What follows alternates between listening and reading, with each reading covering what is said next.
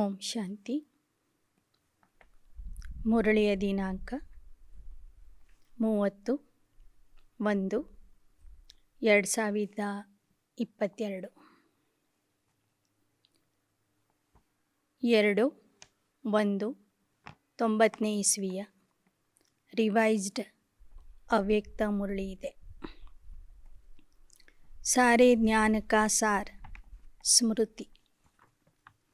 ಇಡೀ ಜ್ಞಾನದ ಸಾರವೇ ಸ್ಮೃತಿ ಅಥವಾ ನೆನಪು. आज समर्थ बाप अपने चारों ओर के सर्वसमर्थ बच्चों को देख रहे.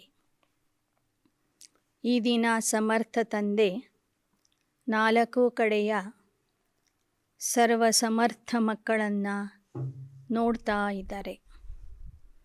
हर एक समर्थ बच्चा अपनी समर्थी प्रमाण आगे बढ़ रहे. ಪ್ರತಿಯೊಬ್ಬರೂ ತಮ್ಮ ಸಾಮರ್ಥ್ಯದ ಆಧಾರದಿಂದ ಸಾಮರ್ಥ್ಯದ ಅನುಸಾರವಾಗಿ ಮುಂದುವರಿತಾ ಇದ್ದಾರೆ. इस समर्थ जीवन अर्थात सुखमय, श्रेष्ठ, सफलता संपन्न अलौकिक जीवन का आधार क्या है? ಈ ಸಮರ್ಥ ಜೀವನ ಅಂದರೆ ಸುಖಮಯ, ಶ್ರೇಷ್ಠ, ಸಫಲತಾ ಸಂಪನ್ನ ಅಲೌಕಿಕ ಜೀವನದ ಆಧಾರ ಏನಾಗಿದೆ? ಆಧಾರ ಹೇ ಏಕ ಶಬ್ದ ಸ್ಮೃತಿ. ಆಧಾರ ಆಗಿದೆ ಒಂದೇ ಒಂದು ಶಬ್ದ ಸ್ಮೃತಿ ಅನ್ನೋದು. वैसे भी सारे ड्रामा का खेल है ही ವಿಸ್ಮೃತಿ और ಸ್ಮೃತಿ का. ಹಾಗೆ ನೋಡಿದರೆ ಇಡೀ ನಾಟಕದ ಆಟವೇ ಆಗಿದೆ ಸ್ಮೃತಿ ಮತ್ತು ವಿಸ್ಮೃತಿಯ ಆಟ. इस समय स्मृति का खेल चल रहा है. ಸಂಗಮ ಯುಗದಲ್ಲಿ ಸ್ಮೃತಿಯ ಆಟ ನಡೆದಿದೆ. बाप दादा ने आप ब्राह्मण आत्माओं को परिवर्तन किस आधार पर किया? बाप दादाರವರು ಬ್ರಾಹ್ಮಣ ಆತ್ಮರ ಪರಿವರ್ತನೆಯನ್ನು ಯಾವ ಆಧಾರದಿಂದ ಮಾಡಿದ್ದಾರೆ? सिर्फ स्मृति दिलाई कि आप आत्मा हो ನ ಕಿ ಶರೀರ. ಬಾಬಾ ಸಂಗಮ ಯುಗದಲ್ಲಿ ಬಂದು ಕೂಡಲೇ ಕೇವಲ ಒಂದು ಸ್ಮೃತಿಯನ್ನು ನೆನಪನ್ನು ಮಾಡಿಕೊಟ್ರು. ಮಕ್ಕಳೇ, ನೀವು ಆತ್ಮ ಆಗಿದ್ದೀರಿ, ನೀವು ಶರೀರ ಅಥವಾ ದೇಹ ಅಲ್ಲ. इस स्मृति ने कितना अलौकिक परिवर्तन कर दिया. ಈ ಸ್ಮೃತಿಯಿಂದ ನಿಮ್ಮಲ್ಲಿ ಎಷ್ಟೊಂದು ಅಲೌಕಿಕ ಪರಿವರ್ತನೆ ಆಗಿಬಿಡ್ತು. ಈ ಸ್ಮೃತಿ ನಿಮ್ಮನ್ನು ಪರಿವರ್ತನೆ ಮಾಡಿಬಿಟ್ಟಿತು. ಸಬ್ ಕುಛ್ ಬದಲ್ ಗಯಾನ, ಎಲ್ಲವೂ ಬದಲಾಗಿ ಬಿಡ್ತು. ಮಾನವ ಜೀವನ್ ಕಿ ವಿಶೇಷತಾ ಹಿ ಹೈ ಸ್ಮೃತಿ. ಮಾನವ ಜೀವನದ ವಿಶೇಷತೆ ಸ್ಮೃತಿ ಅಥವಾ ನೆನಪು. बीज है स्मृति, जिस बीज से वृत्ति, दृष्टि, कृति सारी स्थिति बदल जाती है. इसलिए गाया जाता है जैसी स्मृति वैसी स्थिति. ಬೀಜ ಆಗಿದೆ ಸ್ಮೃತಿ. ಸ್ಮೃತಿಯ ಆಧಾರದಿಂದ ವೃತ್ತಿ, ದೃಷ್ಟಿ, ಕೃತಿ, ಸ್ಥಿತಿ ಎಲ್ಲವೂ ಬದಲಾಗ್ತದೆ. इसलिए गाया जाता है जैसी स्मृति वैसी स्थिति. ಅದಕ್ಕೆ ಗಾಯನ ಇದೆ, ಎಂತಹ ಸ್ಮೃತಿಯೋ ಅಂತಹ ಸ್ಥಿತಿ ನಮ್ಮಲ್ಲಿ ಇರ್ತದೆ. बाप ने फाउंडेशन स्मृति को ही परिवर्तन किया। जब फाउंडेशन श्रेष्ठ हुआ तो स्वतः ही पूरी जीवन ಶ್ರೇಷ್ಠ हो गई।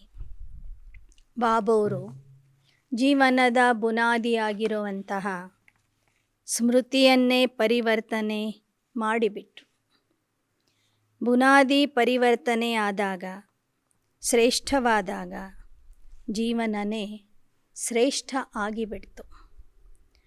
कितनी छोटी सी बात का परिवर्तन किया कि तुम शरीर नहीं आत्मा हो। इस परिवर्तन होते ही आत्मा मास्टर सर्वशक्तिमान होने के कारण स्मृति आते ही समर्थ बन गई।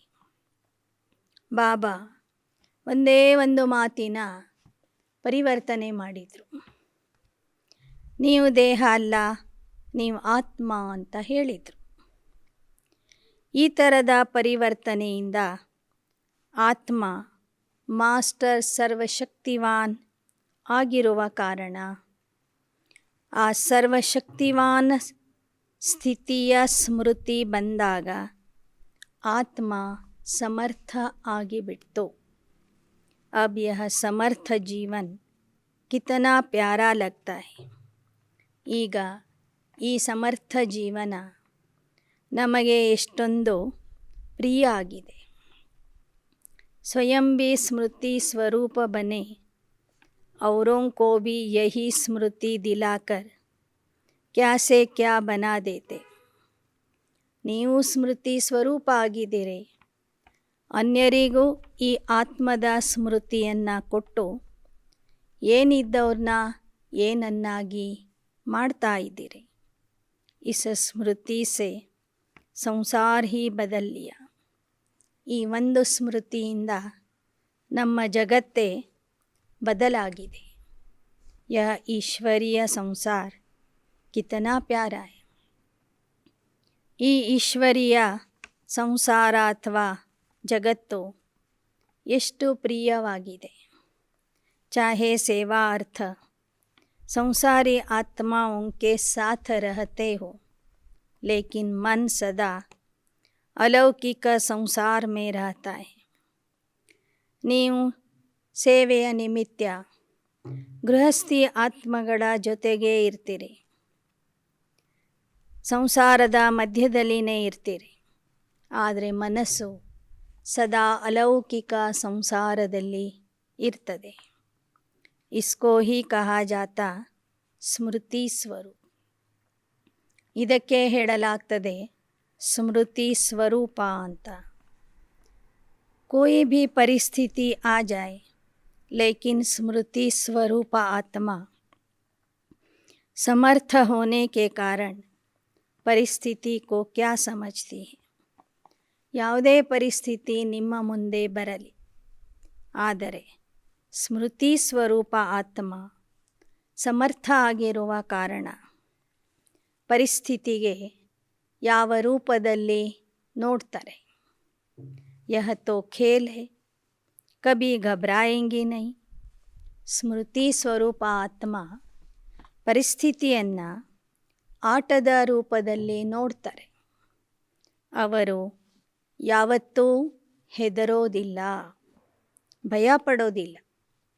भल कितनी भी बड़ी परिस्थिति हो, लेकिन समर्थ आत्मा के लिए मंजिल पर पहुंचने के लिए यह सब रास्ते के साइड सीन्स अर्थात रास्ते के नज़ारे हैं.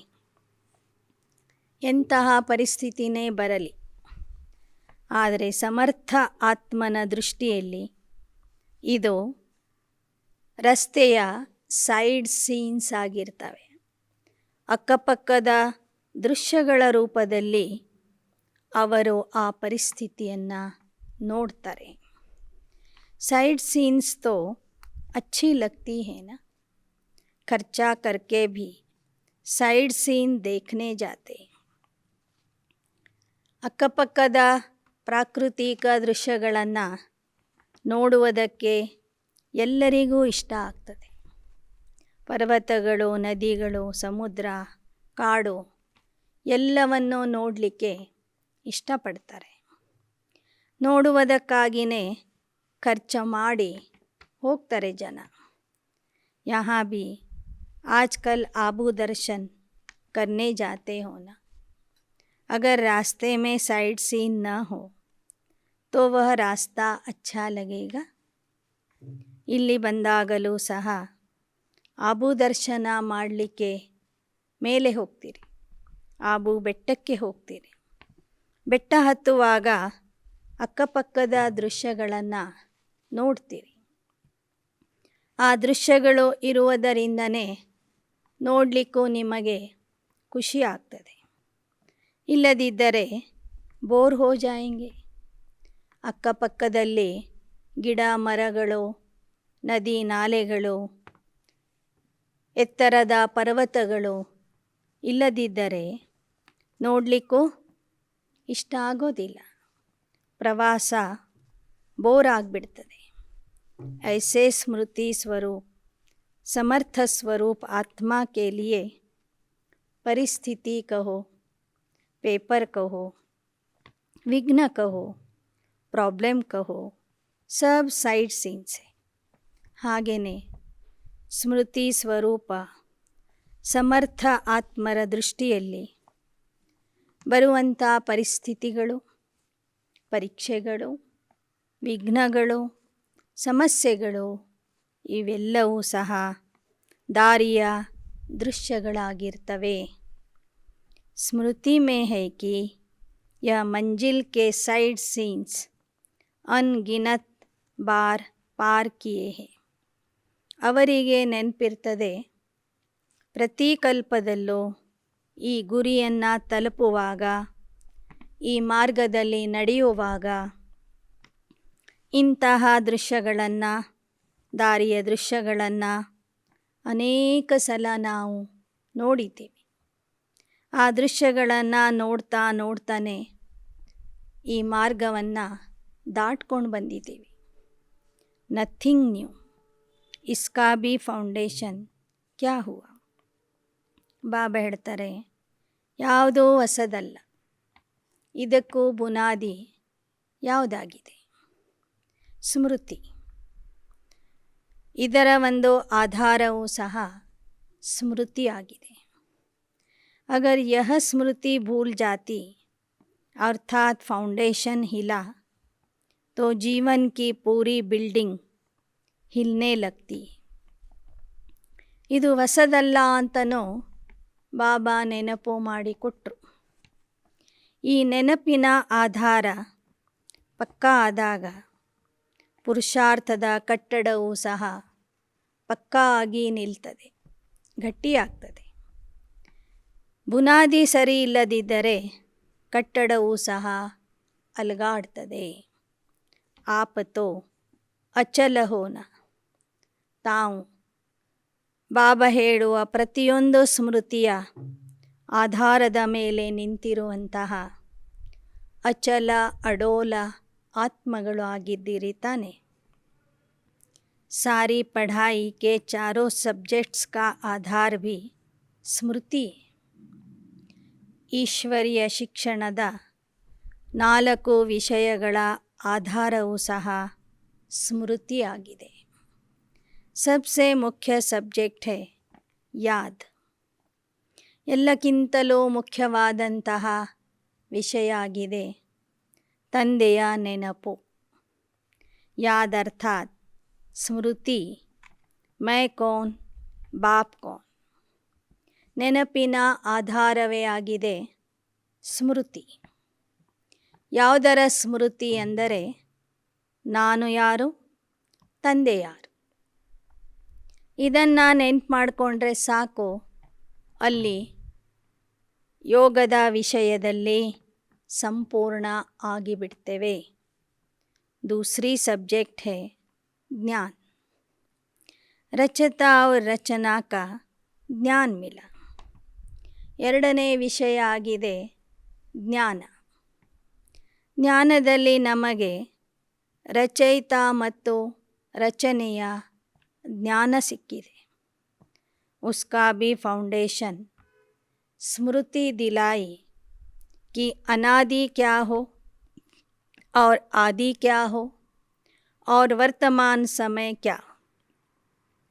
ಜ್ಞಾನಕ್ಕೂ ಆಧಾರ ಅಥವಾ ಬುನಾದಿ ಸ್ಮೃತಿ ಅಥವಾ ನೆನಪು ಆಗಿದೆ. ಬಾಬಾ ನಮಗೆ ನೆನಪು ಮಾಡಿಕೊಟ್ರು ನಮ್ಮ ಅನಾದಿ ಸ್ವರೂಪ ಏನಾಗಿತ್ತು, ಆದಿಯ ಸ್ವರೂಪ ಏನಾಗಿತ್ತು, ವರ್ತಮಾನ ಸಮಯದಲ್ಲಿ ನಾವೇನಾಗಿದ್ದೇವೆ ಅನ್ನೋದನ್ನು ಬಾಬಾ ನಮಗೆ ನೆನಪು ಮಾಡಿಕೊಟ್ಟರು. ಆ ಸ್ಮೃತಿಯೇ ಜ್ಞಾನದ ಆಧಾರ ಆಗಿದೆ. ಬ್ರಾಹ್ಮಣ ಸೋ ಫರಿಶ್ತಾ, ಫರಿಶ್ತಾ ಸೋ ದೇವತಾ, और भी कितनी ಸ್ಮೃತಿಯ ದಿಲಾಯಿ. ವರ್ತಮಾನದಲ್ಲಿ ನಾವು ಬ್ರಾಹ್ಮಣ ಸೋ ಫರಿಶ್ತಾ ಆಗ್ತಾ ಇದ್ದೇವೆ. ನಾಳೆ ಫರಿಶ್ತಾದಿಂದ ದೇವತಾ ಆಗ್ತೀವಿ ಎನ್ನುವಂತಹ ಸ್ಮೃತಿಯನ್ನು ಬಾಬಾ ತಂದುಕೊಟ್ರು. और भी ಸ್ಮೃತಿ ದಿಲಾಯಿ, ಜ್ಞಾನಕ್ಕೆ ಸ್ಮೃತಿ ಹುಯಿನ. ಜ್ಞಾನದಲ್ಲಿ ಅನೇಕ ರೀತಿಯ ಸ್ಮೃತಿಗಳನ್ನು ಬಾಬಾ ತಂದುಕೊಟ್ರು. ನೀವೇ 84 ಜನ್ಮಗಳಲ್ಲಿ ಬರುವಂಥ ಆತ್ಮರು, ಸೃಷ್ಟಿ ನಾಟಕದ ಹೀರೋ ಪಾತ್ರಧಾರಿಗಳು, ಸರ್ವತೋಮುಖಿ ಪಾತ್ರಧಾರಿಗಳು, ನೀವೇ ತ್ರಿಕಾಲ ದರ್ಶಿಗಳು. ಈ ಥರ ಜ್ಞಾನದ ವಿಷಯದಲ್ಲಿ ಬಾಬಾ ನಮಗೆ ಅನೇಕ ರೀತಿಯ ನೆನಪುಗಳನ್ನು ಮಾಡಿಸಿದರು. ತೀಸರಿ ಸಬ್ಜೆಕ್ಟ್ ಹೈ ದಿವ್ಯ ಗುಣ. ಇನ್ನು ಮೂರನೇ ವಿಷಯ ಆಗಿದೆ ದಿವ್ಯ ಗುಣಗಳ ಧಾರಣೆ. ದಿವ್ಯ ಗುಣೋं की भी स्मृति दिलाई कि आप ब्राह्मणों के यह गुण है. ದಿವ್ಯ ಗುಣಗಳ ಬಗ್ಗೆನೂ ಬಾಬಾ ನಮಗೆ ನೆನಪು ಮಾಡಿಕೊಟ್ರು. ಸಂಗಮ ಯುಗದ ಬ್ರಾಹ್ಮಣರ ಗುಣಗಳು ಯಾವುದು, ದೇವತೆಗಳ ಗುಣಗಳು ಯಾವುದು. कोई समय भी गुणों की लिस्ट स्मृति में रहती है, तब समय प्रमाण उस गुण को कार्य में कर्म में लगाते. ಯಾವ ಯಾವ ಸಮಯದಲ್ಲಿ ಯಾವ ಗುಣಗಳನ್ನು ನೆನ್ಪು ಮಾಡಿಕೊಂಡು ಆ ಗುಣಗಳನ್ನು ಕಾರ್ಯರೂಪದಲ್ಲಿ ತರಬೇಕು ಅನ್ನೋದನ್ನು ಸಹ ಬಾಬಾ ನಮಗೆ ತಿಳಿಸಿಕೊಟ್ರು. ಆ ಗುಣಗಳನ್ನು ನೀವು ಆಯಾ ಸಂದರ್ಭದಲ್ಲಿ ಸಮಯದಲ್ಲಿ ಕಾರ್ಯರೂಪದಲ್ಲಿ ತರ್ತೀರಿ. ಕರ್ಮದ ಮೂಲಕ ಆ ಗುಣಗಳನ್ನು ಪ್ರತ್ಯಕ್ಷ ಮಾಡ್ತೀರಿ. कोई समय स्मृति कम होने से क्या रिजल्ट होती है. ಒಮ್ಮೊಮ್ಮೆ ಈ ಜ್ಞಾನ ಯೋಗ ದಿವ್ಯ ಗುಣಗಳ ಸ್ಮೃತಿ ಕಡಿಮೆ ಆದಾಗ, ವಿಸ್ಮೃತಿ ಆದಾಗ ಪರಿಣಾಮ ಏನಾಗಿರ್ತದೆ. समय पर गुण यूज़ नहीं कर सकते हो. जब समय बीत जाता फिर स्मृति में आता है कि यह नहीं करना चाहिए था लेकिन हो गया, आगे ऐसा नहीं करेंगे. ಸಮಯ ಕಳೆದ ನಂತರ ಒಮ್ಮೊಮ್ಮೆ ನೆನ್ಪು ಮಾಡಿಕೊಡ್ತೀವಿ, ನಾನು ಈ ಥರ ಮಾಡಬಾರ್ದಾಗಿತ್ತು, ಈ ಥರ ಆಡಬಾರ್ದಾಗಿತ್ತು. ಈ ಥರ ಕರ್ಮದ ನಂತರ ಪಶ್ಚಾತ್ತಾಪ ಪಡ್ತೀರಿ. तो दिव्य गुणों को भी कर्म में लाने के लिए समय पर ಸ್ಮೃತಿ चाहिए. ಹೀಗೆ ದಿವ್ಯ ಗುಣಗಳನ್ನು ಕಾರ್ಯರೂಪದಲ್ಲಿ ತರುವುದಕ್ಕಾಗಿ ಸಮಯ ಸಮಯಕ್ಕೆ ಆ ದಿವ್ಯ ಗುಣಗಳ ಸ್ಮೃತಿ ಅಥವಾ ನೆನಪು ನಿಮ್ಮಲ್ಲಿ ಇರಬೇಕು. अभी अभी ऐसे अपने पर भी हंसते हो, वैसे भी कोई बात व कोई चीज़ समय पर भूल जाती है तो उस समय क्या हालत होती. ಒಮ್ಮೊಮ್ಮೆ ನಿಮ್ಮ ಬಗ್ಗೆ ನಿಮ್ಮಲ್ಲಿನೇ ನಗು ಬರ್ತದೆ, ನೆನ್ಪು ಮಾಡ್ಕೊಳ್ತೀರಿ. ಅಯ್ಯೋ, ಸಮಯಕ್ಕೆ ಸರಿಯಾಗಿ ನಾನು ನೆನ್ಪು ಮಾಡಿಕೊಳ್ಳಿಲ್ಲ. ಎಷ್ಟು ಸಹಜವಾದ ಒಂದು ಸ್ಮೃತಿ ಇತ್ತು, ಅದು ನನಗೆ ನೆನಪು ಬರಲಿಲ್ಲ. ಇಂಥ ಸಮಯದಲ್ಲಿ ಇಂಥ ಕೆಲಸ ಮಾಡಬೇಕಿತ್ತು, ಇಂಥ ಗುಣವನ್ನು ಧಾರಣೆ ಮಾಡಬೇಕಿತ್ತು, ಆದರೆ ನಾನು ಮಾಡಲಿಲ್ಲ ಅಂತ ನಂತರ ಒಮ್ಮೊಮ್ಮೆ ಏನಾಗ್ತೀರಿ, ಪಶ್ಚಾತ್ತಾಪ ಪಡ್ತೀರಿ, ಒಮ್ಮೊಮ್ಮೆ ನಗ್ತೀರಿ ಅಂತ ಹೇಳ್ತಾರೆ ಬಾಬಾ. उस समय क्या हालत होती, चीज़ है भी लेकिन समय पर याद नहीं आती तो घबराते हो ना. ಒಮ್ಮೊಮ್ಮೆ ನೋಡ್ರಿ, ಯಾವುದಾದ್ರೂ ಒಂದು ವಸ್ತು ನಿಮ್ಮ ಹತ್ರನೇ ಇರ್ತದೆ, ಆದರೆ ಅದು ಸಮಯಕ್ಕೆ ಸಿಗಲಿಲ್ಲ ಅಂದರೆ ಎಷ್ಟು ಭಯ ಪಡ್ತೀರಿ, ಗಾಬರಿ ಆಗ್ತೀರಿ. ऐसे यह भी समय पर स्मृति न होने के कारण कभी कभी घबरा जाते हो. ಹಾಗೆ ಇಲ್ಲಿಯೂ ಸಹ ಸಮಯಕ್ಕೆ ಸರಿಯಾಗಿ ದಿವ್ಯ ಗುಣಗಳ ನೆನಪು ಅಥವಾ ಸ್ಮೃತಿ ಬರದೇ ಹೋದಾಗ ನೀವು ಗಾಬರಿ ಆಗ್ತೀರಿ. तो दिव्य गुणों का आधार क्या हुआ. ಹಾಗಾದರೆ ದಿವ್ಯ ಗುಣಗಳಿಗೂ ಅಥವಾ ದಿವ್ಯ ಗುಣಗಳ ಧಾರಣೆಗೂ ಆಧಾರ ಏನಾಗಿದೆ. ಸದಾ ಸ್ಮೃತಿ ಸ್ವರೂಪ. ಸದಾ ಆ ದಿವ್ಯ ಗುಣಗಳ ಸ್ಮೃತಿ ಸ್ವರೂಪ ಆಗುವುದೇ ನಮ್ಮ ಧಾರಣಾ ವಿಷಯಕ್ಕೆ ಆಧಾರ ಆಗಿದೆ. ನಿರಂತರ और नेचुरल दिव्य गुण सहज हर कर्म में कार्य में लगता रहेगा. ದಿವ್ಯ ಗುಣಗಳ ಪಟ್ಟಿನೇ ನೆನಪು ಮಾಡಿಕೊಂಡ್ರೆ, ಬುದ್ಧಿಯಲ್ಲಿ ನೆನಪಿದ್ದರೆ ಪ್ರತಿಯೊಂದು ಕರ್ಮದಲ್ಲೂ ಕಾರ್ಯದಲ್ಲೂ ಅದನ್ನು ಸಹಜ ಸ್ವಾಭಾವಿಕವಾಗಿ ಉಪಯೋಗಿಸಬಹುದು. ಚೌಥಿ ಸಬ್ಜೆಕ್ಟ್ ಹೇ ಸೇವಾ. ಇನ್ನು 4ನೇ ವಿಷಯ ಆಗಿದೆ ಸೇವೆಯ ವಿಷಯ.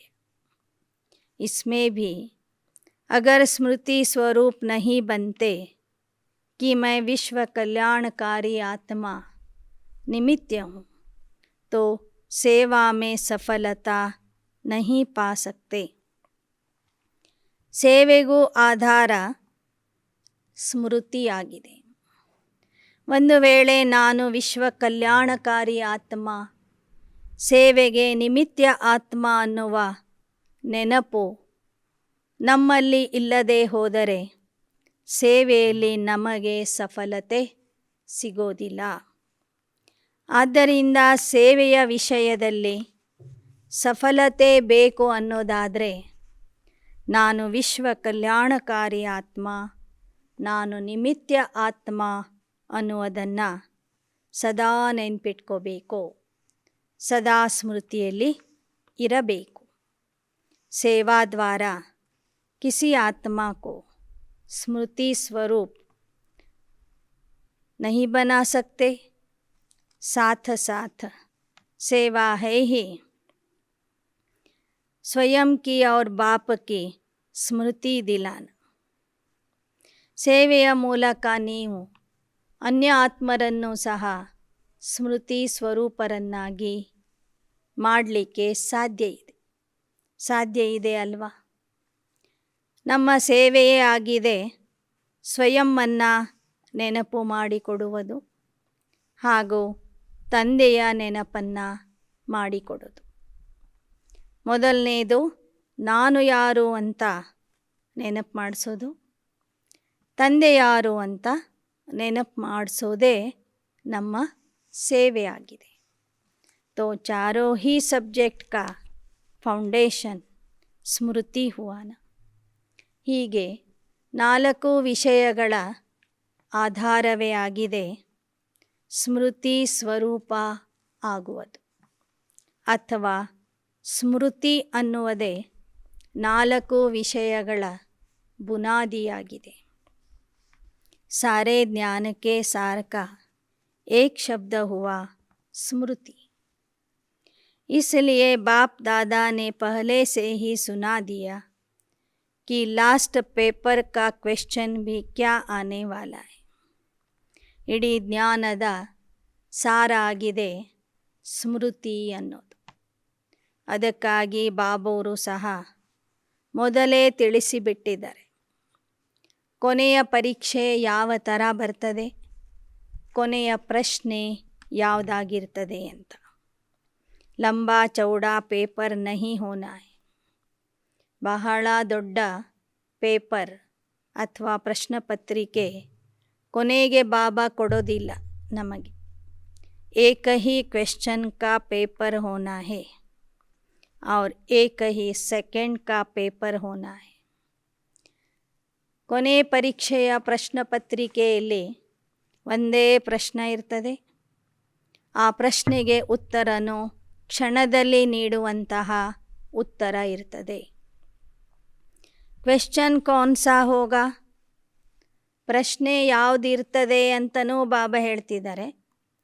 ಅದಕ್ಕೆ ಉತ್ತರ ಏನಾಗಿದೆ ಅಂತಲೂ ಬಾಬಾ ತಿಳಿಸ್ಕೊಡ್ತಾರೆ. ಪ್ರಶ್ನೆನೂ ಹೇಳ್ತಾರೆ, ಉತ್ತರನೂ ಹೇಳ್ಕೊಡ್ತಾರೆ. ಆದರೂ ಸಹ ಪಾಸ್ ಆಗೋರು ಕೋಟಿಯಲ್ಲಿ ಕೆಲವರು, ಕೆಲವರಲ್ಲಿ ಕೆಲವರು ಮಾತ್ರ. ಕ್ವೆಶ್ಚನ್ ಹೋಗಾ ನಷ್ಟ ಮೋಹ ಸ್ಮೃತಿ ಸ್ವರೂಪ. ಪ್ರಶ್ನೆ ಯಾವುದಿರ್ತದೆ, ನಷ್ಟ ಮೋಹ ಸ್ಮೃತಿ ಸ್ವರೂಪ ಎಷ್ಟು ಆಗಿದ್ದೀರಿ, ಆಗಿದ್ದೀರಾ ಅಥವಾ ಇಲ್ಲ ಅಂತ ಪ್ರಶ್ನೆ ಇರ್ತದೆ. क्वेश्चन भी पहले से ही सुन लिया है, फिर तो सभी पास होने चाहिए. ಪ್ರಶ್ನೆ ಮೊದಲೇ ಹೇಳಿಬಿಟ್ರು ಬಾಬಾ. ನಷ್ಟಮೋಹ ಆಗಿದ್ರೆ ಪಾಸು, ನಷ್ಟಮೋಹ ಆಗಿಲ್ಲ ಅಂದರೆ ಫೇಲು ಅಂತ ರಿಸಲ್ಟನ್ನು ಹೇಳಿಬಿಡ್ತಾರೆ. ಆದರೂ ಸಹ ಪಾಸ್ ಆಗೋರು ಎಷ್ಟು ಜನ? ಹಾಗೆ ನೋಡಿದರೆ ಮೊದಲೇ ಪ್ರಶ್ನೆ ಗೊತ್ತಿತ್ತು ಅಂದರೆ ಹೊರಗಿನ ಶಾಲೆಗಳಲ್ಲಿ ಎಲ್ಲ ವಿದ್ಯಾರ್ಥಿಗಳು ಪಾಸ್ ಆಗ್ತಾರೆ. ಆದರೆ ಇಲ್ಲಿ ಎಲ್ಲರೂ ಪಾಸ್ ಆಗೋದಿಲ್ಲ. ಸಭಿ ನಂಬರ್ 1 ಪಾಸ್ ಹೋಂಗೆ ಯಾ ನಂಬರ್ ವಾರ್ ಪಾಸ್ ಹೋಂಗೆ. ಹಾಗಾದರೆ ಕೊನೆಯ ಪರೀಕ್ಷೆ ಯಾವುದು, ಪ್ರಶ್ನೆ ಯಾವುದು, ಅದಕ್ಕೆ ಉತ್ತರ ಏನು, ರಿಸಲ್ಟ್ ಏನು ಅಂತನೂ ಬಾಬಾ ಹೇಳಿಕೊಟ್ಟಿದ್ದಾರೆ. ಆದರೂ ಸಹ ಪಾಸ್ ಆಗೋರು ಎಷ್ಟು ಜನ? ಎಲ್ಲರೂ ನಂಬರ್ ವಾರ್ ಪಾಸ್ ಆಗ್ತಾರೆ. ಡಬಲ್ ವಿದೇಶಿ ಕಿಸ್ ನಂಬರ್ ಮೇ ಪಾಸ್ ಹೋಂಗೆ. ಡಬಲ್ ವಿದೇಶಿ ಮಕ್ಕಳು ಯಾವ ಸ್ಥಾನದಲ್ಲಿ, ಯಾವ ದರ್ಜೆಯಲ್ಲಿ ಪಾಸ್ ಆಗ್ತೀರಾ? ನಂಬರ್ 1 तो माला को ख़त्म कर दे या अलग ಮಾಲಾ ಬನಾ ದೆ. ನೀವೆಲ್ಲರೂ ನಂಬರ್ 1 ಪಾಸ್ ಆಗ್ತೀರಿ ಅಂದರೆ ಇವತ್ತೇ 108ರ ಮಾಲೆ ನಾನು ಫೈನಲ್ ಮಾಡ್ತೀನಿ, ಮುಗಿಸ್ಬಿಡ್ತೀನಿ. ಅಥವಾ ನಿಮ್ಮದೇ ಆಗಿರುವಂತಹ ಮತ್ತೊಂದು ಮಾಲೆಯನ್ನು ನಿರ್ಮಿಸಬೇಕೇ?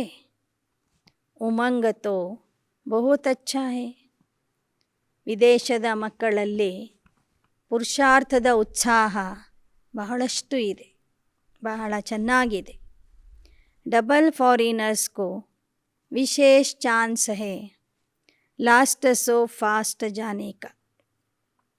ಡಬಲ್ ವಿದೇಶಿ ಮಕ್ಕಳಿಗೆ ಕೊನೆಗೂ ಬಂದರೂ ಮುಂದಕ್ಕೆ ಹೋಗುವಂತಹ, ತೀವ್ರಗತಿಯಿಂದ ಮುಂದೆ ಹೋಗುವಂಥ ಅವಕಾಶ ನಾಟಕದ ಅನುಸಾರವಾಗಿ ವರದಾನದ ರೂಪದಲ್ಲಿ ಸಿಕ್ಕಿದೆ. ಯಹ ಮಾರ್ಜಿನ್. ಕೊನೆಗೆ ಬಂದ್ರೂ ಅವರು ಫಾಸ್ಟ್ ಪುರುಷಾರ್ಥ ಮಾಡಿ ಫಸ್ಟ್ ಅಂದರೆ ಪ್ರಥಮ ದರ್ಜೆಯಲ್ಲಿ, ಪ್ರಥಮ ಸ್ಥಾನದಲ್ಲಿ ಬರಬಹುದು.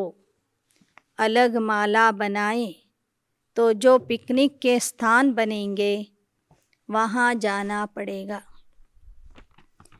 ನಿಮ್ಮದೇ ಆದಂತಹ ಅಂದರೆ ವಿದೇಶಿಯರ ಮಾಲೆನೆ ಬೇರೆ ಮಾಡಿಬಿಟ್ಟರೆ ನೀವು ಭಾರತದ ಸ್ವರ್ಗದಲ್ಲಿ ಬರೋದಿಲ್ಲ.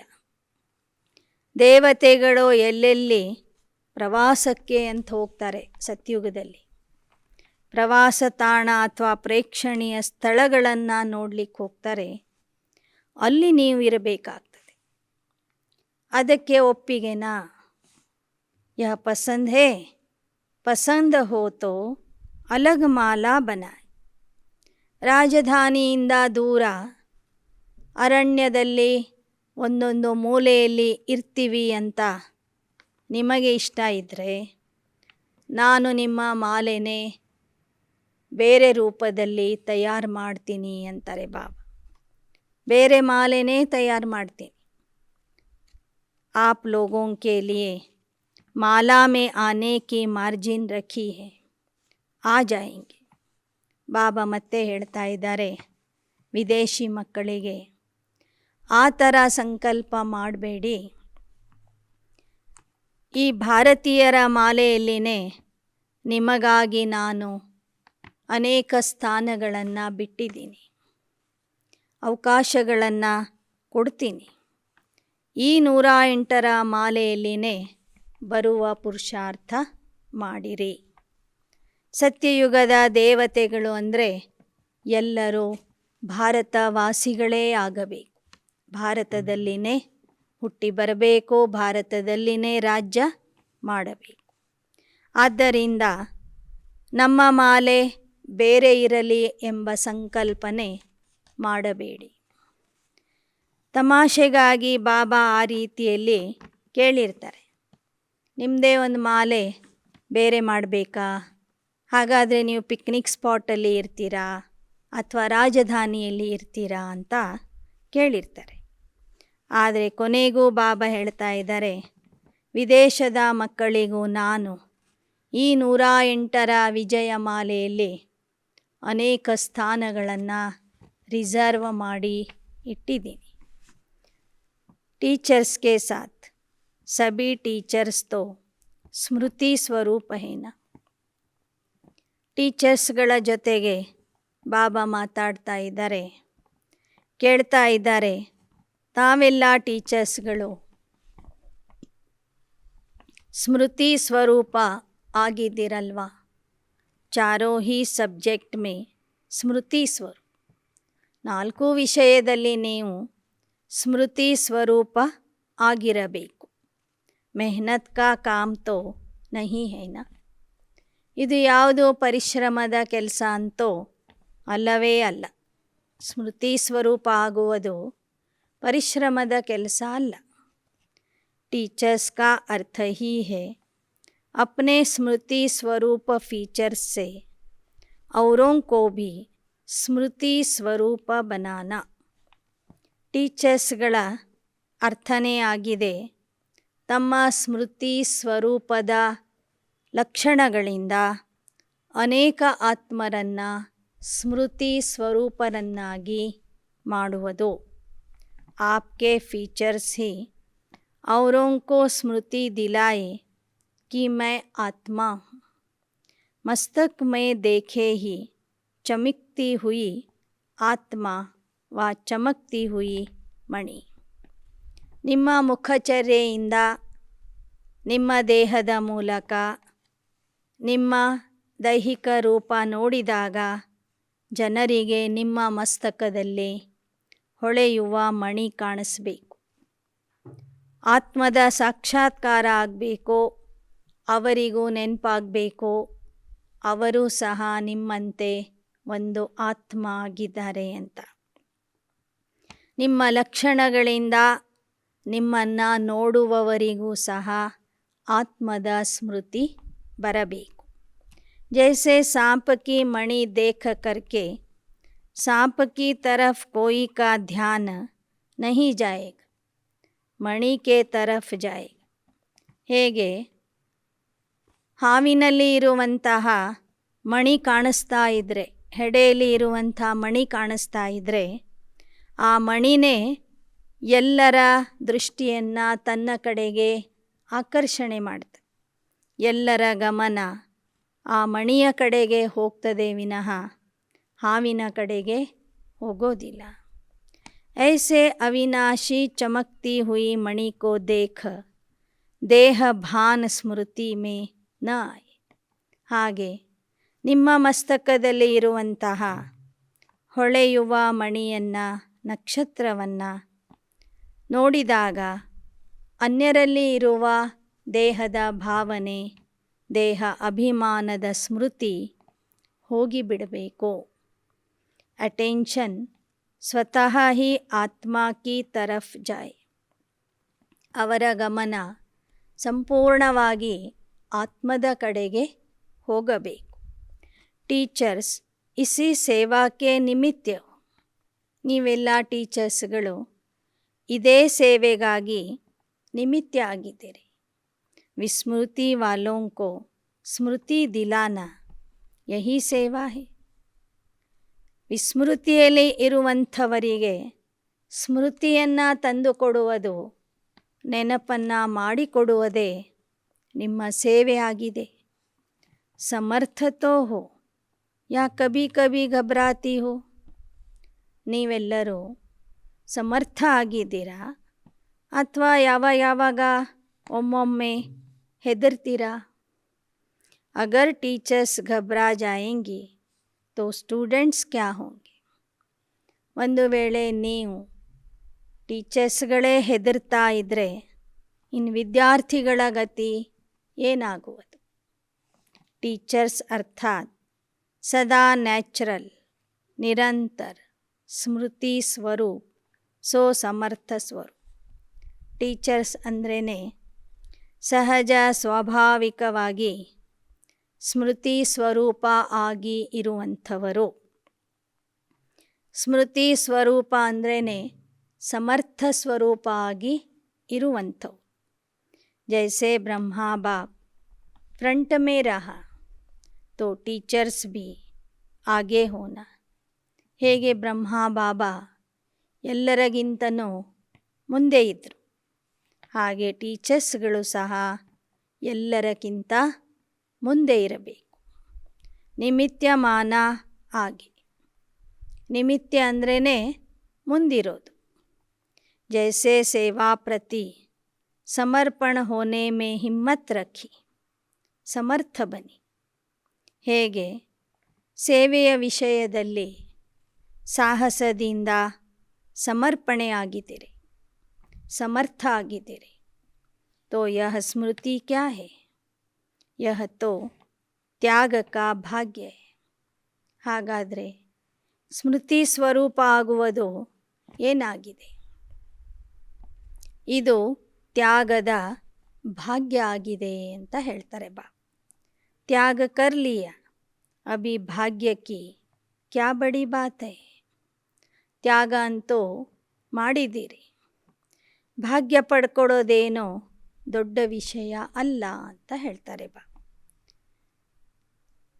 ತ್ಯಾಗ ತೋ ಕಿಯಾ ಲೇಕಿನ್ ತ್ಯಾಗ ನಹಿ, ಕ್ಯೋಂಕಿ ಪ್ರಾಪ್ತಿ ಬಹುತ್ ಜ್ಯಾದಾ ಹೈ. ತ್ಯಾಗ ಮಾಡಿದ್ದೀರಿ, ಆದರೆ ವಾಸ್ತವಿಕವಾಗಿ ಆ ತ್ಯಾಗ ಏನಿದೆ ಅದು ತ್ಯಾಗನೇ ಅಲ್ಲ. ಯಾಕೆ ಅಂದರೆ ತ್ಯಾಗದಕ್ಕಿಂತ ಭಾಗ್ಯ ಹೆಚ್ಚಿನ ಪ್ರಮಾಣದಲ್ಲಿ ನಿಮಗೆ ಸಿಗ್ತಾ ಇದೆ. ತ್ಯಾಗ ಕಡಿಮೆ ಇದೆ, ಪ್ರಾಪ್ತಿ ಜಾಸ್ತಿ ಇದೆ. ತ್ಯಾಗ ಕ್ಯಾ ಕಿಯ? ನೀವೇನು ತ್ಯಾಗ ಮಾಡಿದ್ದೀರಿ ಅಂತ ಬಾಬಾ ಕೇಳ್ತಾರೆ. ಸಿರ್ಫ್ ಸಫೇದ ಸಾಡಿ ಪಹನಿ, ವಹ ತೋ ಔರ್ ಭಿ ಬ್ಯೂಟಿಫುಲ್ ಬನ್ ಗಯಿ ಹೋ.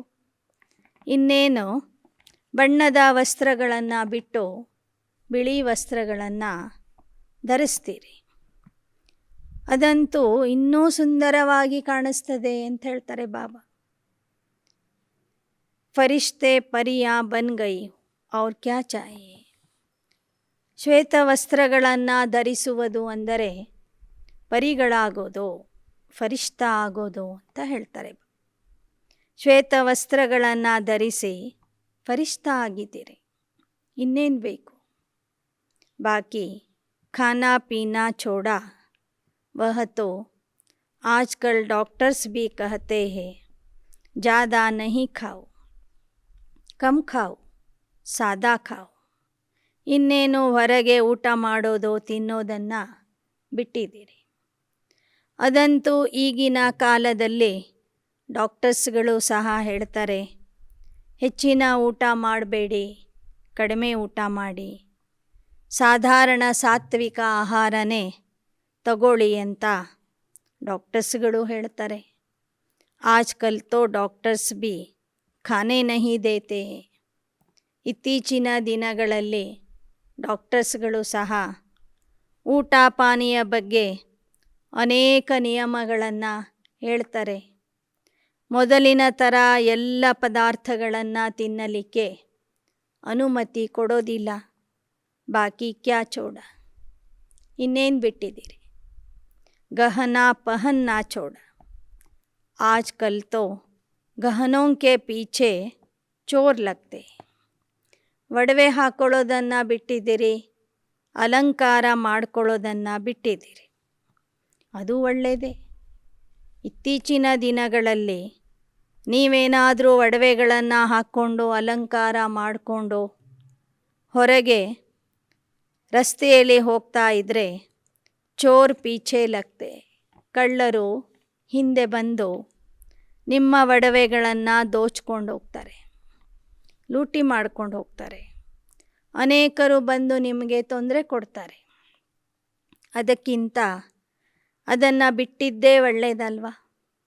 ಅಚ್ಛಾ ಕಿಯಾ ಜೋ ಛೋಡ್ ದಿಯಾ. ಆ ಒಡವೆಗಳನ್ನು ಅಲಂಕಾರಗಳನ್ನು ಬಿಟ್ಟಿದ್ದು ಬಹಳ ಒಳ್ಳೆಯ ಕೆಲಸ ಮಾಡಿದ್ದೀರಿ. ಸಮಜ್ದಾರಿ ಕಾ ಕಾಮ್ ಕಿಯಾ, ಇಸ್ಲಿಯೇ ತ್ಯಾಗ ಕಾ ಪದಂ ಗುಣ ಭಾಗ್ಯ ಮಿಲ್ ಗಯ. ಬಹಳ ಬುದ್ಧಿವಂತಿಕೆಯ ಕೆಲಸ ಮಾಡಿದ್ದೀರಿ ನೀವು.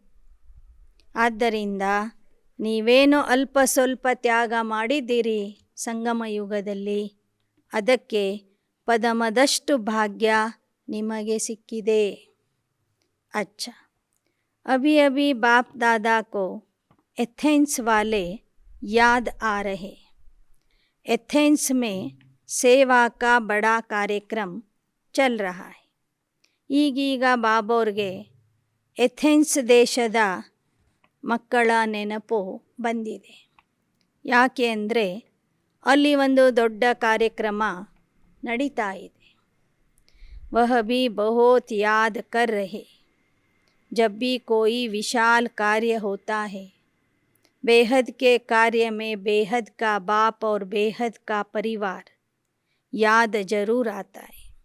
ಅಲ್ಲಿಯ ಮಕ್ಕಳು ಸಹ ಬಾಬೋರ್ನ ಬಹಳ ಪ್ರೀತಿಯಿಂದ ನೆನಪು ಮಾಡ್ತಾ ಇದ್ದಾರೆ. ಬಾಬಾ ಹೇಳ್ತಾರೆ, ಯಾವುದೇ ಒಂದು ವಿಶಾಲವಾದ ಸೇವಾ ಕಾರ್ಯ ಇರಲಿ, ಅಲ್ಲಿಯ ಮಕ್ಕಳು ಬೇಹದ್ದಿನ ತಂದೆಗೂ ನೆನಪು ಮಾಡ್ತಾರೆ, ಬೇಹದ್ದಿನ ಪರಿವಾರವನ್ನು ನೆನಪು ಮಾಡ್ತಾರೆ. ಜೋ ಬಿ ಬಚ್ಚೆ ಗಯೇ ಹೇ ಹಿಮ್ಮತ್ ವಾಲೆ ಬಚ್ಚೆ. ಆ ಕಾರ್ಯಕ್ರಮಕ್ಕೆ ಭಾರತದಿಂದ ಹೋದಂಥ ಮಕ್ಕಳು ಸಹ ಬಹಳ ಧೈರ್ಯಶಾಲಿಗಳು, ಸಾಹಸಿ ಮಕ್ಕಳು ಆಗಿದ್ದಾರೆ. ಜೋ ನಿಮಿತ್ತ ಬನೆ ಹೇ ಉನೋಂ ಕಿ ಹಿಮ್ಮತ್ ಕಾರ್ಯ ಕೋ ಶ್ರೇಷ್ಠ और अचल बना देती है. ಇನ್ನು ಆ ಸೇವಾ ಕಾರ್ಯಕ್ಕೆ ಯಾರು ನಿಮಿತ್ತ ಆಗಿದ್ದಾರೆ ಅವರ ಒಂದು ಧೈರ್ಯವೂ ಸಹ ಆ ಕಾರ್ಯವನ್ನು ಶ್ರೇಷ್ಠ ಕಾರ್ಯವನ್ನಾಗಿ ಮಾಡಿಬಿಡ್ತದೆ. ಬಾಪ್ ಕೆ ಸ್ನೇಹ और विशेष आत्माओं की शुभ भावना शुभ कामना बच्चों के साथ है. ತಂದೆಯ ಹಾಗೂ ಪರಿವಾರದ ಶುಭ ಭಾವನೆ ಶುಭ ಕಾಮನೆಗಳು ಸೇವೆ ಮಾಡುವಂಥ ಮಕ್ಕಳ ಜೊತೆಗೇ ಇವೆ ಅಂತ ಹೇಳ್ತಾರೆ ಬಾಬಾ. ಬುದ್ಧಿವಾನೋಂ ಕಿ ಬುದ್ಧಿ ಕಿಸಿ ದ್ವಾರಾ ಭಿ ನಿಮಿತ್ತ ಬನಾಯ್ ಅಪ್ನಾ ಕಾರ್ಯ ನಿಕಾಲ್ ದೇತೆ. ಶಿವ ಬಾಬಾ ಬುದ್ಧಿವಂತರಿಗೂ ಬುದ್ಧಿದಾತ. ಬುದ್ಧಿವಂತರ ಬುದ್ಧಿನೇ ಶಿವ ಬಾಬಾ. ಹೇಗಾದರೂ ಯಾರನ್ನಾದರೂ ನಿಮಿತ್ತ ಮಾಡಿ ತಮ್ಮ ಕಾರ್ಯವನ್ನು ಮಾಡಿಸಿ ಬಿಡ್ತಾರೆ. ಇಸಲಿಯೇ ಬೇಫಿಕರ್ ಬಾದಶಾಹ ಬನ್ ಲೈಟ್ ಹೌಸ್ ಮೈಟ್ ಹೌಸ್ ಬನ್ ಶುಭ ಭಾವನಾ ಶುಭ ಕಾಮನಾ ಕೆ ವೈಬ್ರೇಷನ್ ಫೈಲಾತೆ ರಹೋ. ಅದಕ್ಕೆ ಬಾಬಾ ಹೇಳ್ತಾರೆ, ನಿಶ್ಚಿಂತ ಚಕ್ರವರ್ತಿಗಳಾಗಿ ಲೈಟ್ ಹೌಸ್ ಮೈಟ್ ಹೌಸ್ ಆಗಿ ಶುಭ ಭಾವನೆ ಶುಭ ಕಾಮನೆಗಳ ಪ್ರಕಂಪನಗಳನ್ನು ಎಲ್ಲ ಕಡೆಗೂ हरड़स्ता इरी। हर एक सर्विसेबल बच्चे को बाप दादा नाम और विशेषता सहित याद प्यार दे रहे. ಸೇವಾಧಾರಿ ಮಕ್ಕಳಿಗೆ ಪ್ರತಿಯೊಬ್ಬರಿಗೂ ಸಹ ಅವರ ಹೆಸರು ಸಹಿತವಾಗಿ ವಿಶೇಷತೆಯ ಸಹಿತವಾಗಿ ಬಾಬಾ ನೆನಪು ಪ್ರೀತಿಯನ್ನು ತಿಳಿಸ್ತಾ ಇದ್ದಾರೆ. ಅಚ್ಚ सदा निरंतर स्मृति स्वरूप समर्थ आत्माओं को सदा स्मृति स्वरूप बन हर परिस्थिति को साइड सीन अनुभव करने वाले विशेष आत्माओं को सदा बाप समान चारों ओर स्मृति की लहर फैलाने वाले महावीर बच्चों को सदा तीव्र गति से पास विथ ऑनर होने वाले महारथी बच्चों को बाप दादा का याद प्यार और नमस्ते.